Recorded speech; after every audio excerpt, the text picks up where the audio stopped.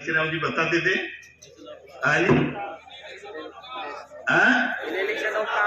Elimination of cast. तो बस वे उनका मामला उन्होंने अपने ढंग से किया।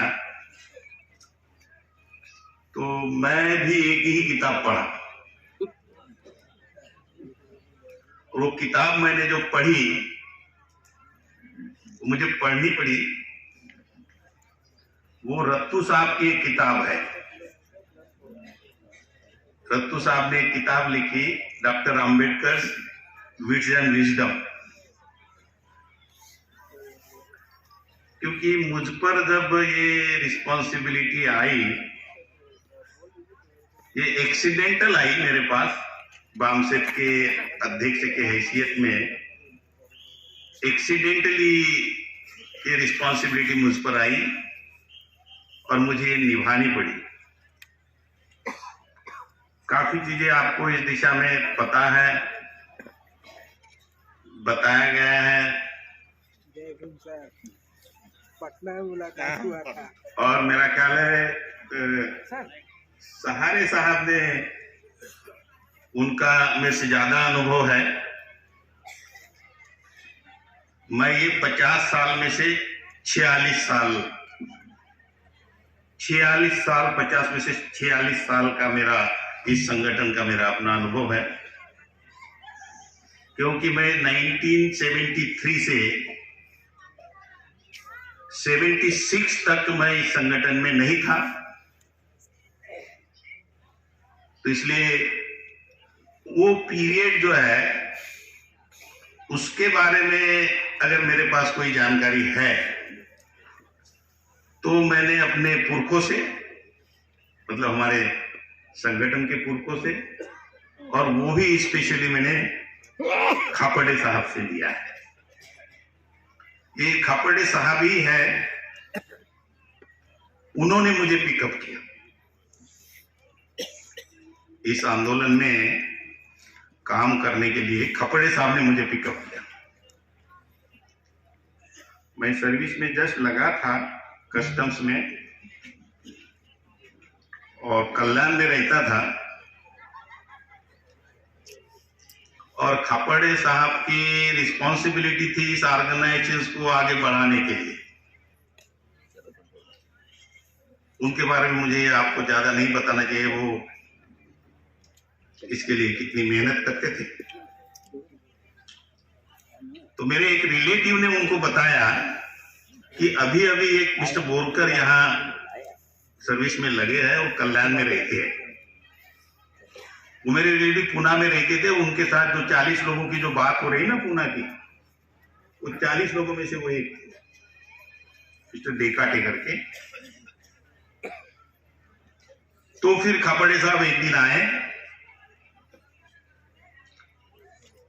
मुझे कुछ बातें बताई।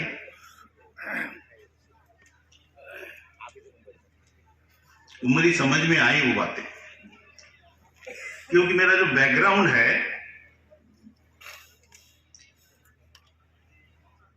मैं दीक्षा भूमि में जो डॉक्टर अंबेडकर कॉलेज है, वहां का मैं प्रोडक्ट हूं।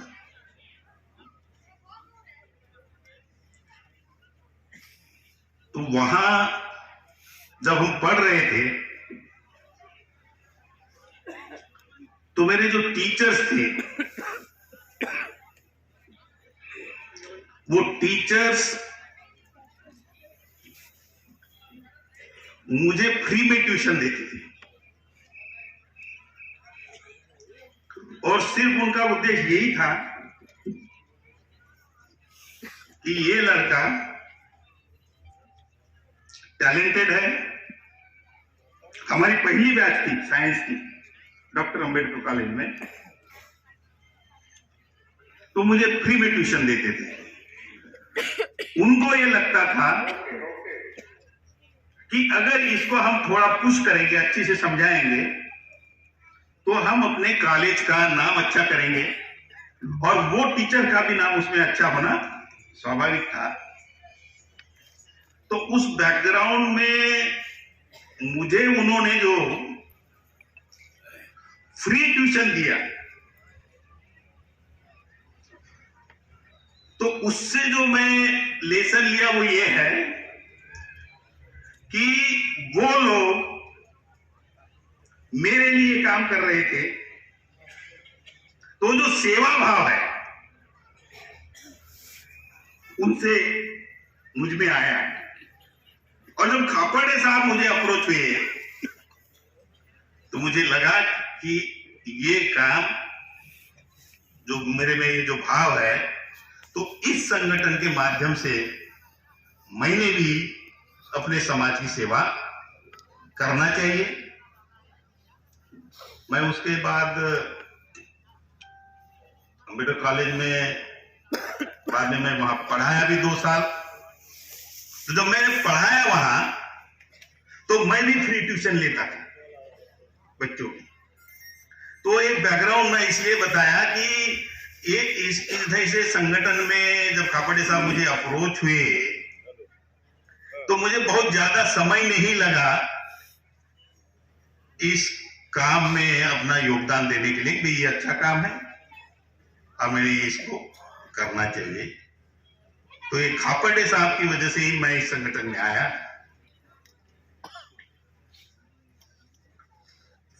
फिर हम बॉम्बे में ड्यूटी करते थे, कांशीराम जी आए। अब कांशीराम जी ने मुझे बॉम्बे यूनिट का सेक्रेटरी बनाने का निर्णय।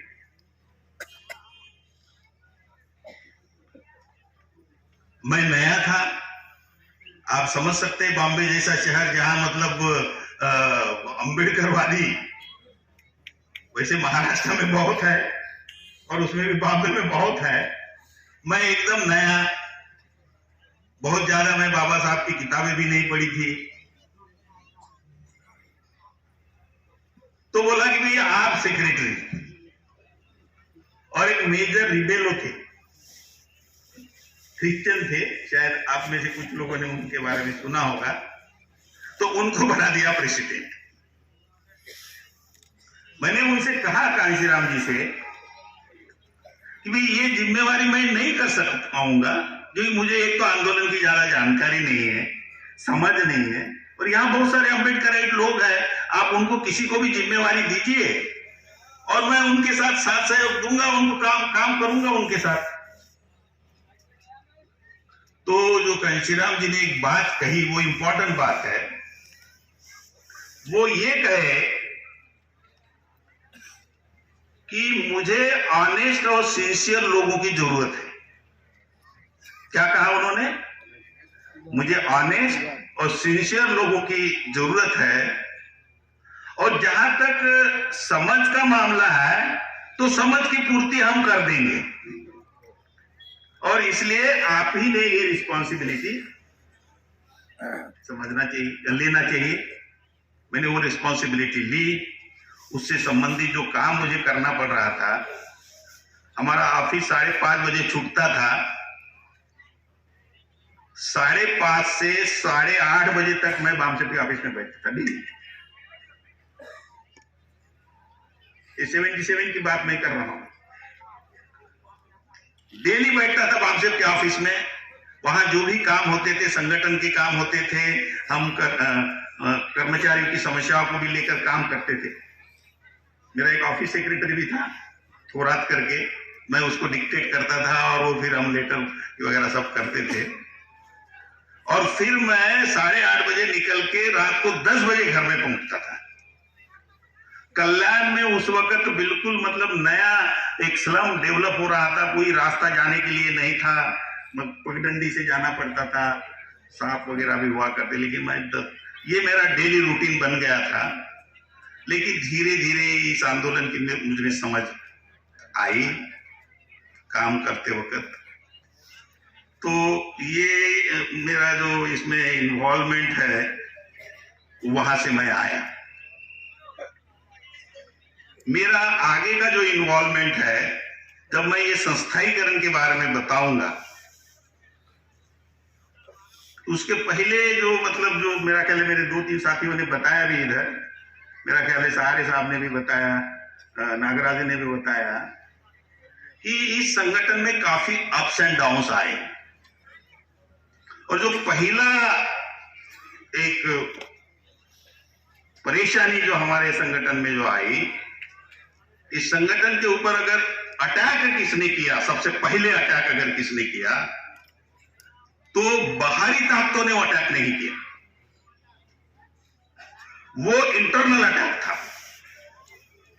और वो भी इंटरनल अटैक संगठन के प्रेसिडेंट से था। कांशीराम जी संगठन के प्रेसिडेंट थे और उन्होंने इंटरनली अटैक किया। मतलब जो सीख वो हम लोगों को दे रहे थे, एक बहुत सारी बातें, मैन ऑफ कैरेक्टर होना चाहिए। किसी भी आंदोलन को लीड करने के लिए मैन ऑफ कैरेक्टर होना चाहिए। ये मैं नहीं कह रहा हूं, बाबा साहब ने इसके ऊपर काफी लिखा है। अभी वो मैं एग्जैक्ट कोटेशंस वगैरह पढ़ के नहीं बताऊंगा, नहीं तो है उस किताब में है वो सब चीजें। उस किताब से मैंने जो बता रहा हूं विजन विजडम में, उसमें ये सब चीजें है। तो जब वो अटैक हुआ और हम लोगों को ये कहा गया कि, मेरा ख्याल है साहब को भी पता है ये बात, कि हम लोगों को कांग्रेस ने खरीद लिया। मतलब उन्होंने जो अपना कैरेक्टर लूज किया कांशीराम जी, और अपनी गलती नहीं कहूंगा, इसको गलती नहीं कहा जा सकता है, इसको क्राइम किया गया, सोशल क्राइम। और उसको छुपाने के लिए उन्होंने हमारे ऊपर, उसमें खापड़े साहब, मैं और भी कुछ 2-4 साथी हैं, इनके ऊपर ये लांछन लगाया कि हमें कांग्रेस ने खरीदा करके। और इसलिए बहुत सारे, और कांशीराम जी उस वक्त तक एक इस्टेब्लिश लीडरशिप हो गए थे। अब किसी भी संगठन में जब लीडर इस्टेब्लिश हो जाता है तो फिर वो उसके जो फॉलोअर्स जो है अंधभक्त बनते हैं, तो भी उसी की बात मानते हैं। मतलब वो लॉजिकली चीजों को समझना, और ये हो सकता है या नहीं हो सकता, इसके बारे में ज्यादा नहीं सोचते। ऐसा होता है, लीडरों के बारे में ऐसा होता है, ऐसा नहीं होना चाहिए। ऑर्गेनाइजेशन में कार्यकर्ताओं ने हमेशा सतर्क रहना चाहिए, लेकिन सतर्क रहने के लिए उसमें जो चीजों को, जो इवेंट्स होते हैं, घटनाएं होती है, उन घटनाओं को अगर माइक्रोस्कोपिकली एग्जामिन करने की क्षमता कार्यकर्ताओं में अगर नहीं है, तो फिर वो समस्या बनी रहती है। वो सही क्या और गलत क्या ये वो नहीं समझ सकता, वो फिर फंस जाता है। और सबसे अगर कठिन काम कोई है, सबसे कठिन काम तो है सत्य को जानना। कार्यकर्ताओं के सामने फिर ये बात आती है ना, भाई ये बराबर है कि ये बराबर है,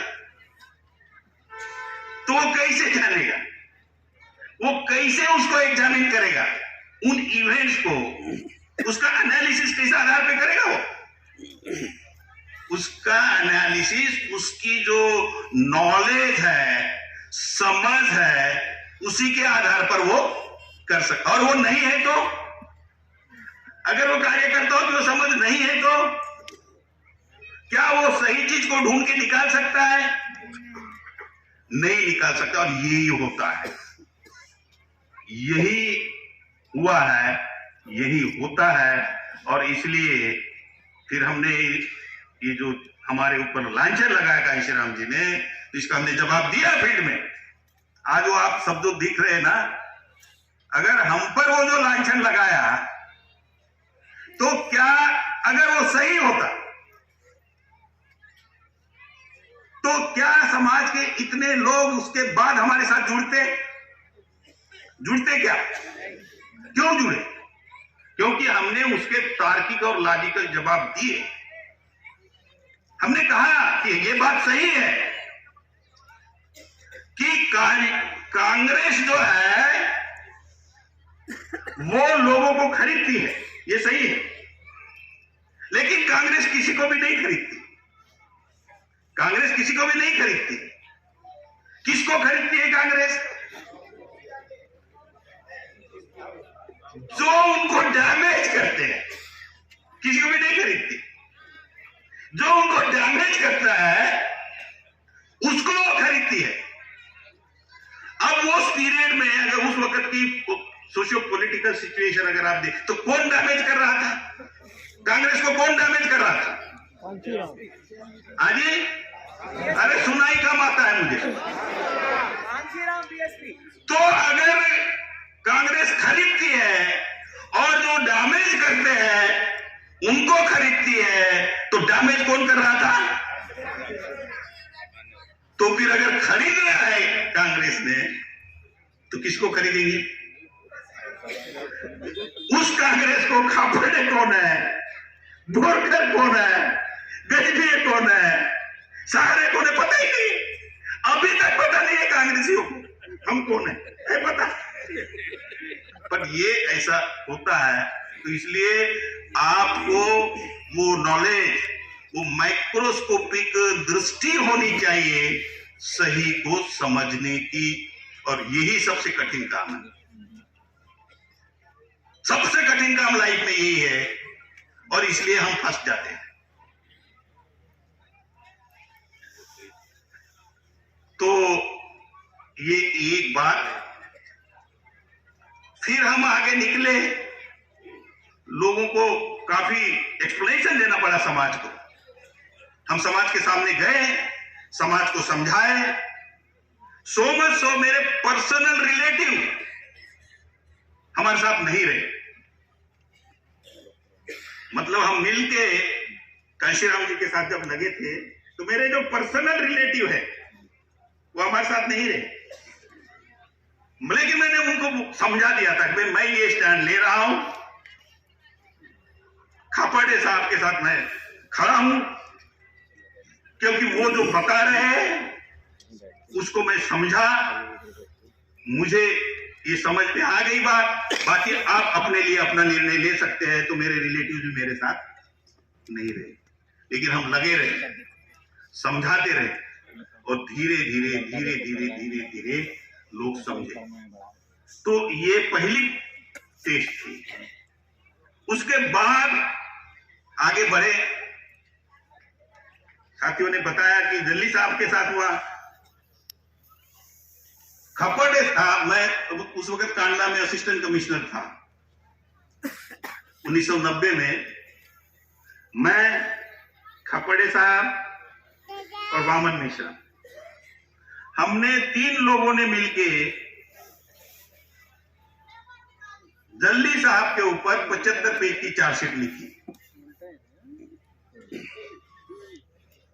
ये मुझे अभी सारे साहब से पता चला, और ये बात हमने लिखी है उसमें, कि वो जो बोलते थे वो नहीं करते थे। जल्दी साहब जो बोलते थे वो नहीं करते थे। तो इसलिए वो जो भी उस वक्त के जो इवेंट्स है, उस इवेंट्स को हमने एनालाइज करके 75 पेज की चार्जशीट लिखी। वो प्रेसिडेंट थे, और वाइस प्रेसिडेंट जो थे वो मूलचंद जी थे। अभी अभी उनका देहांत हुआ। तो हम गए, बैठे, जल्दी साहब बैठे, मूलचंद जी बैठे, हम बैठे, हमने प्रेजेंट किया प्रेसिडेंट को कि भाई ये हमारी आपके खिलाफ में चार्जशीट है। तो जल्दी साहब ने क्या करना, अब अगर चार्जशीट है तो कोई पहली चार्जशीट है?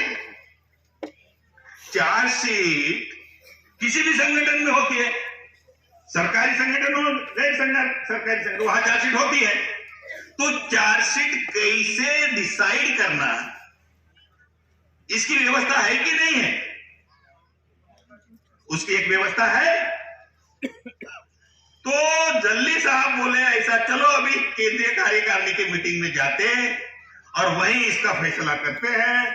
और वहां वो लेके गए और मीटिंग में बोला, वो हम 15-20 लोग थे मीटिंग में, और मीटिंग में बोला, भाई देखो इन लोगों ने मेरे ऊपर ये चार्ज लगाए, क्या आपको लगता है कि मैं ऐसा आदमी हूं? ऐसा कैसे डिसाइड किया उन्होंने? क्या आपको लगता है मैं ऐसा आदमी हूं?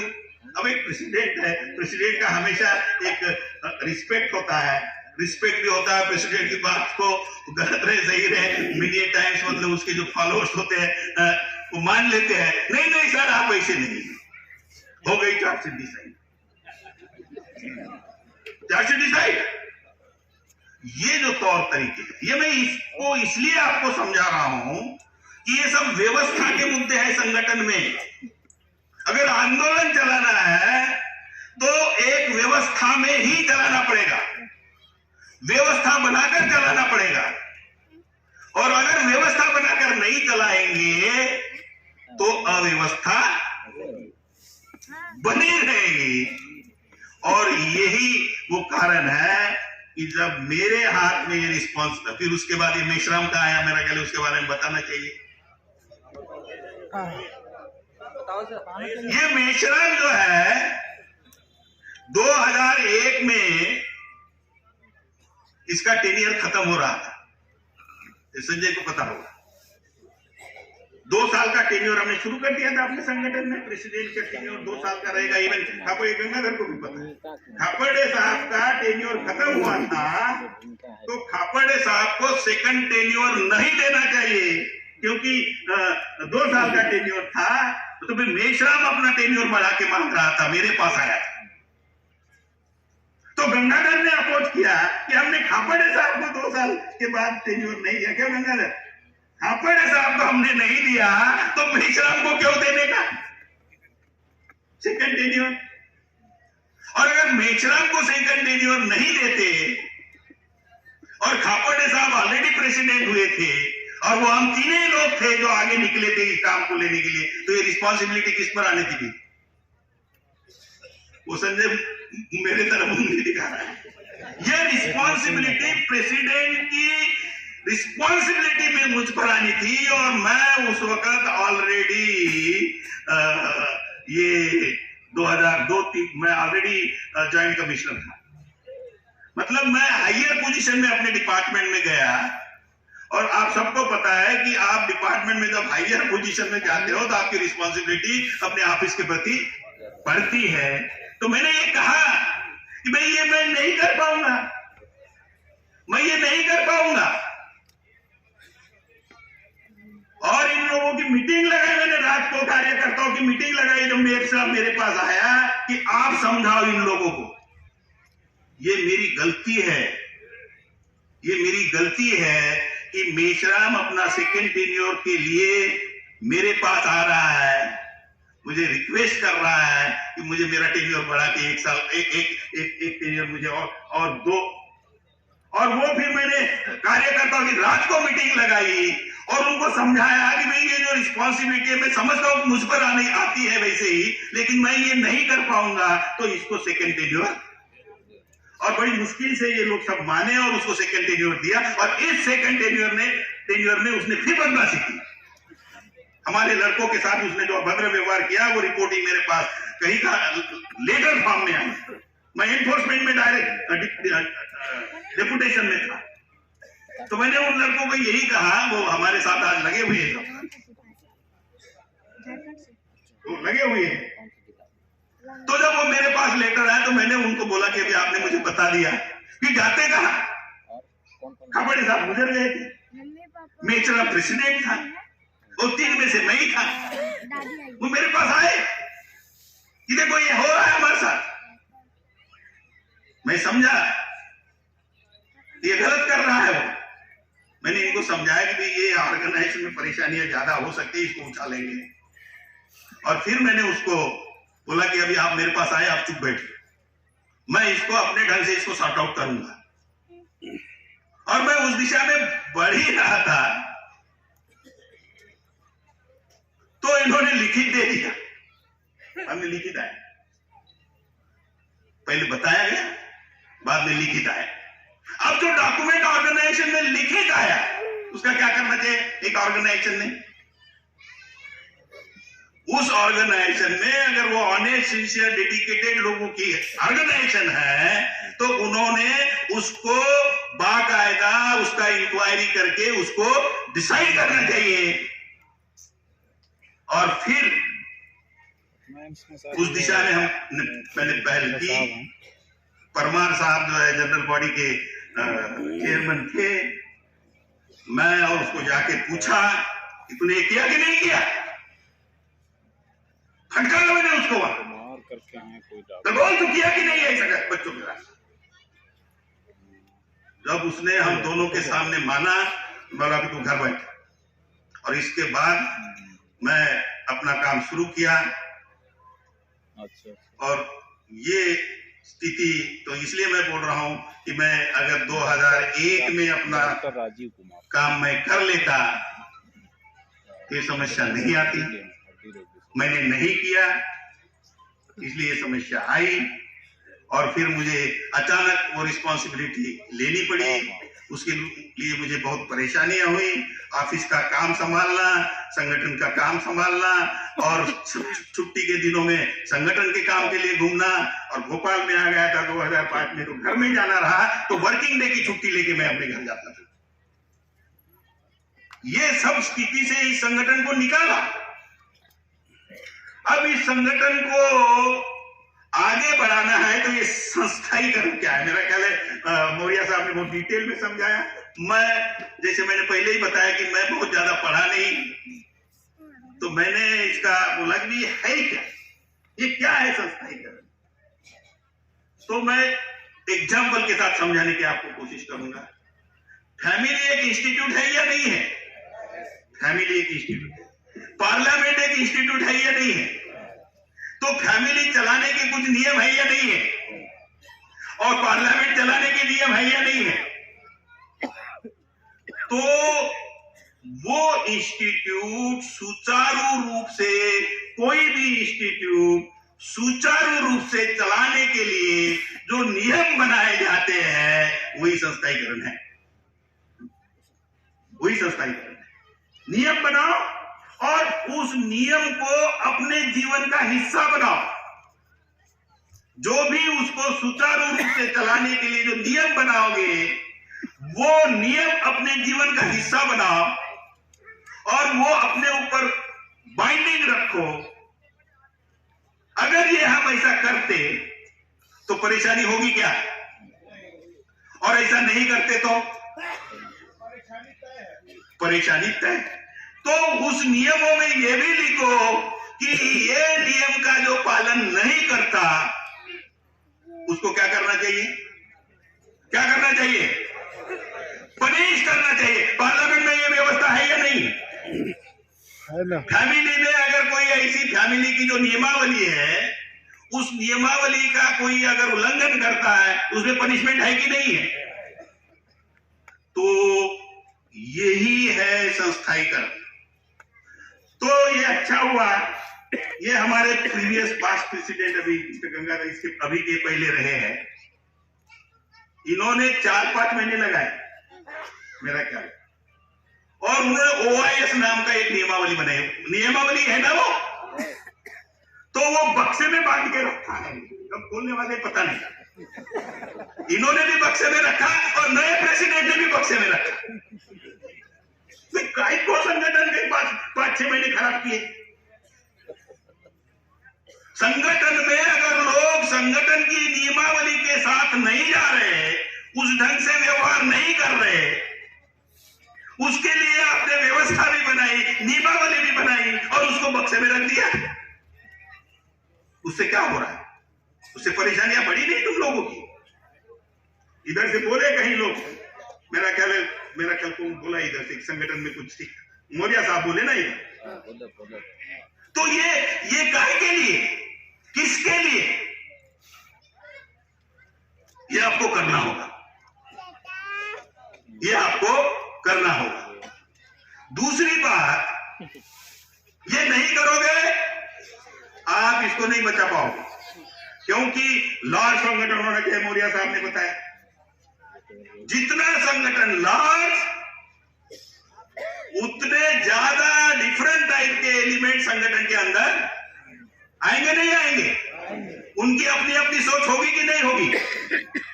अरे अभी मैं देखता हूं, मैं अपना 30-40 साल का जो अनुभव है संगठन का, ये क्या सीईसी के लोग कुछ भी निर्णय ले लेते। डिस्ट्रिक्ट वाले बोलते हैं, मतलब सीईसी में जो बैठे हैं ना, सब मूर्ख बैठे हैं, वो गलत निर्णय लिया बोलते हैं। अभी वो ऐसा क्यों बोलते हैं? ऐसा इसलिए बोलते हैं कि केंद्रीय कार्यकारी ने जो निर्णय लिया, सूझबूझ के साथ जो निर्णय लिया, 20-25 लोगों ने मिलकर निर्णय ले लिया, डिस्ट्रिक्ट का कार्यकर्ता की अपनी सोच है, वो उससे मैच नहीं करता। तुम्हारा निर्णय उसकी सोच से मैच नहीं करता, तो फिर क्या बोलता है वो? प्राधान्य किसको देता है? वो किसको प्राधान्य देता है? सीईसी के निर्णय को कि अपने को? तो अपने को देता है, तो फिर सीईसी क्या है? गलत। ऐसा क्यों हो रहा है? ऐसा इसलिए हो रहा है, सीईसी गलत नहीं है, लेकिन सीईसी अपना काम भी नहीं कर रही है। सीईसी ने जो निर्णय लिया, वो निर्णय ऐसा ही क्यों लिया? ये निर्णय हमें आंदोलन की परिप्रेक्ष्य में ये निर्णय ऐसा क्यों लेना पड़ा? इस बात को उस कार्यकर्ता तक पहुंचाने की जो व्यवस्था है, क्या उस व्यवस्था ने उस लेटर एंड स्पिरिट के साथ उस कार्यकर्ता तक पहुंचाया क्या? नहीं पहुंचाने की वजह से। अगर वो ऑनेस्ट और सिंसियर है, वो कार्यकर्ता ऑब्जेक्टिव के प्रति, और आपने अपना पूरा काम किया, तो गधा नहीं है वो। अगर ऑनेस्ट और सिंसियर है ऑब्जेक्टिव के प्रति, तो कार्यकर्ता गधा नहीं है, भले ही वो जिस डिस्ट्रिक्ट में होगा। हम सब डिस्ट्रिक्ट से ही आए हैं, कोई नेशनल नाम की कोई चीज ही नहीं होती। हम सब डिस्ट्रिक्ट से आए हैं, तहसील से आए हैं।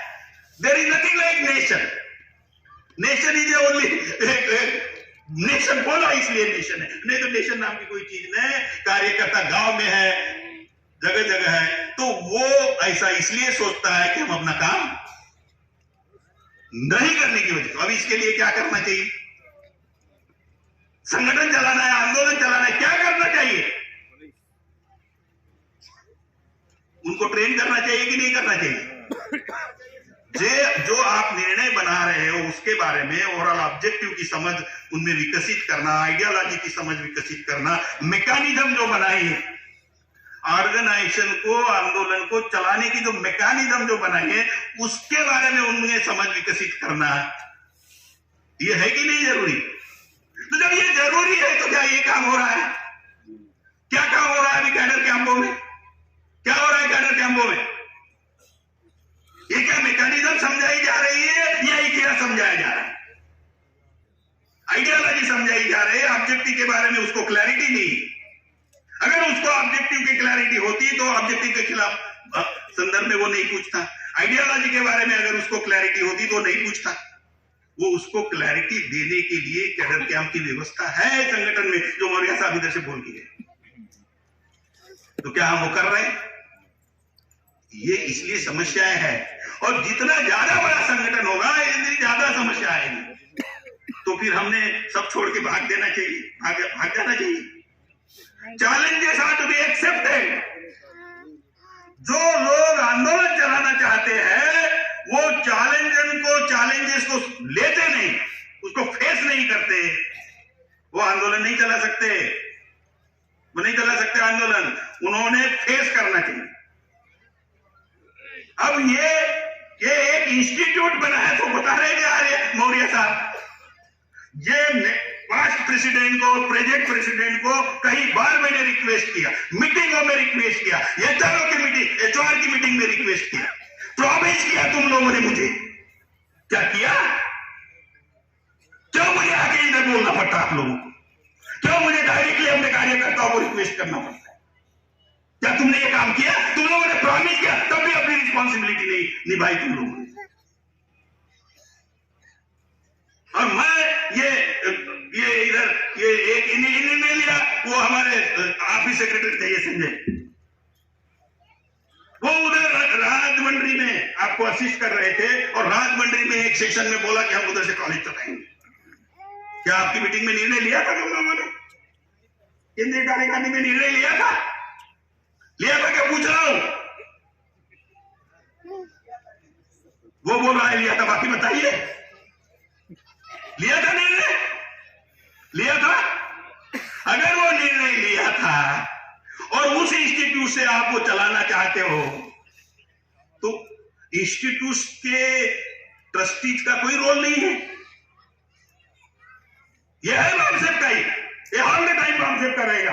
जो लोग आज इस चीज को मतलब बार बार उठा रहे हैं ना, वो समझ ले ये बामसेब का है और ये बामसेब का रहेगा।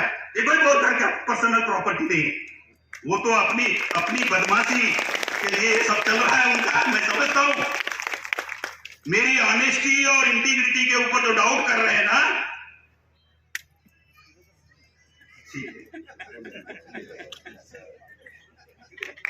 वो मेरी ऑनेस्टी और इंटीग्रिटी के ऊपर जो डाउट कर रहे हैं और समझाने के बावजूद बाहर अभी लोगों में जाके घूम घूम के बता दें, ये क्या फोरम है? क्या वो फोरम है? वो तो फोरम में आए, फोरम में समझाया गया, फोरम में मेजॉरिटी ने जिस बात को माना और कुछ लोगों को वो मतलब वो उस मत के नहीं है।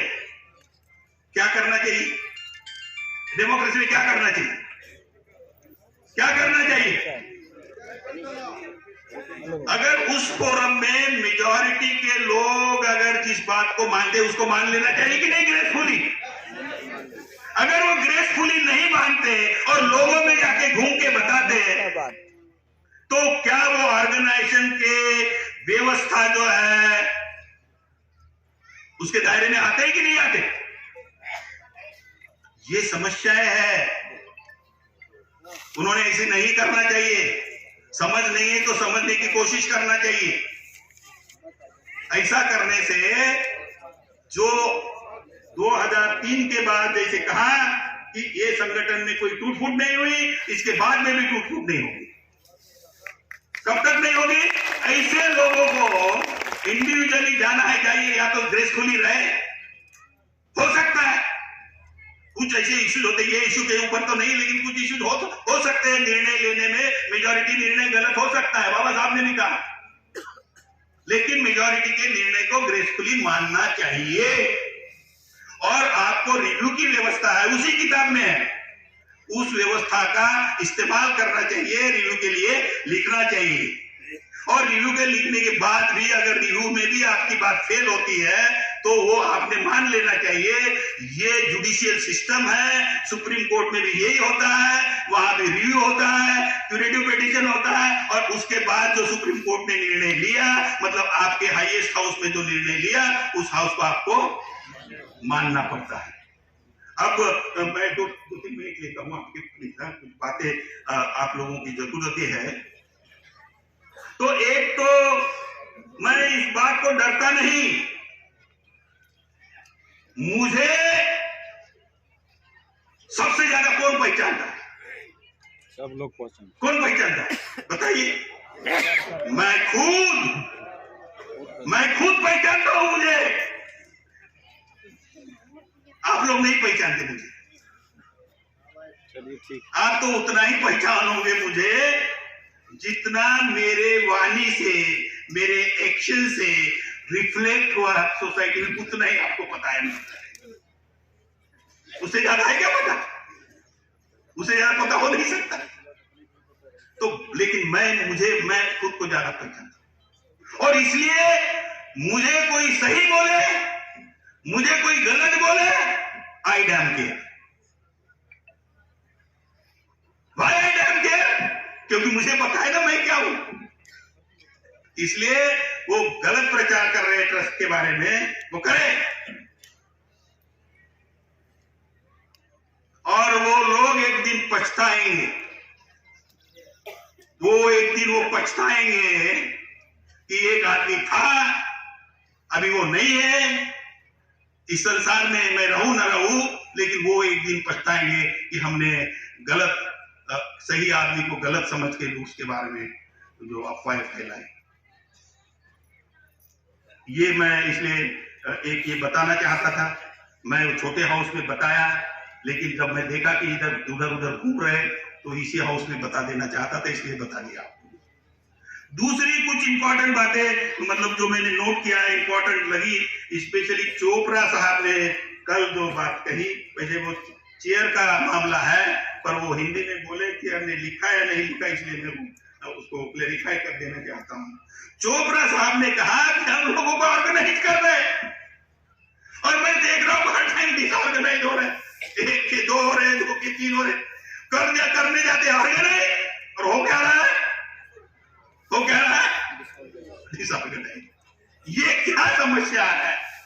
वो बोले ये क्या समस्या है? तो मैं एक एग्जांपल देके आपको समझाता हूं कि बाबा साहब का एग्जांपल दे रहा हूं, एग्जांपल है सिर्फ, और ये लाइफ मतलब उनके जीवन का भी एग्जांपल नहीं, मैं एक एग्जांपल दे रहा हूं, पर बाबा साहब का नाम लेके दे रहा हूं कि बाबा साहब एक दिन उठे और उनको देखा, अपने समाज की हालत देखा और अपने समाज का दुख दर्द देखा, उनसे रहा नहीं गया। क्या ऐसा ही होना चाहिए हमारे समाज के साथ? तो उनको लगा कि नहीं, ऐसा तो हमारे साथ समाज के साथ नहीं होना चाहिए, कुछ करना चाहिए। तो उनका एक दोस्त था, तो दोस्त को मिले, और दोस्त को मिले और उसको बोला, अरे आप देखो यार, ये अपने समाज के साथ जो हो रहा है ये ठीक हो रहा है क्या? उसके दोस्त ने बोला नहीं, ठीक तो नहीं हो रहा है। तो दोस्त बाबा साहब को ये बोला कि अगर तुम कुछ करते हो तो मैं तुम्हारे साथ हूं। क्या बोला? अगर तुम इस दिशा में अपने समाज की हालत ठीक करने में कुछ करते हो तो मैं आपके साथ हूं। फिर गए दोनों, अपने घर गए, सोए। दूसरे दिन सुबह आया, बोला कि कल शाम तक मैं तुम्हारे साथ था, और आज नहीं। क्या हुआ संगठन का क्या हुआ? पहले दिन संगठन बना था ना, पहले दिन संगठन बना कि नहीं, और दूसरे दिन ये ऐसा क्यों हुआ? क्योंकि बाबा साहब ने वो जो सोच, उसके ऊपर स्वतंत्र चिंतन किया, अपने सब देश, वो हमारे समाज की समस्या के ऊपर स्वतंत्र चिंतन किया, वो समस्या को गहराई से समझा, उसके हल भी कैसे होने चाहिए इसके बारे में भी उन्होंने चिंतन किया। और जिसने सुना उसने क्या किया? उसने सिर्फ सुना, घर में गया तो उसको समझ में नहीं है ये बोल क्या रहा था यार, मैं हाँ तो बोल दिया, उसने चिंतन नहीं किया। तो इसलिए इस आंदोलन को, इस संगठन को, इस संस्था को समझने की क्षमता हर कार्यकर्ता में पैदा करना होगा, और उसके लिए उनको ट्रेनिंग निरंतर देना होगा। और वो व्हाइट एलिफेंट हम पाल रहे, वो इंस्टीट्यूट जो है ना, जूते मारेगा हमारा समाज हमें कि ये तुमने 5 करोड़ रुपया लगाया और ये इसका इस्तेमाल नहीं करते।